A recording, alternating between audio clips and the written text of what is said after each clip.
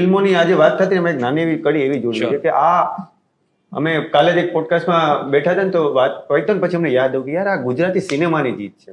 Gujarati cinema કરતા સિનેમાની જીત છે કે અમે મુંબઈમાં હતા, લાલાને જોઈ ગયા બે લોકો, દાદા દાદી, તો એને ફોટો કે અમે હે ને કે અમારે કાલે જ તમારું પિક્ચર જોયું છે, આજે અમે મિસ્ત્રી જોવા આવ્યા છે.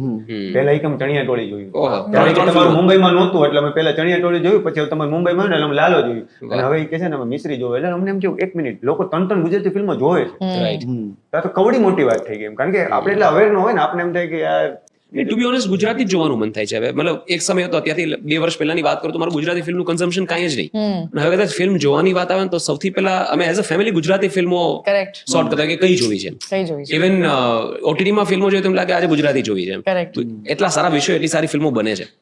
એટલે પહેલા એવું કલ્ચર હતું ગુજરાતીઓમાં નાટક જોવાનું, કરેક્ટ, કે દર રવિવારે સરસ લંચ કરીને આપણે નાટકનો એક શો જોવાનો, સાંજના પછી બહાર જમીને ઘરે જવાનું. રાઈટ.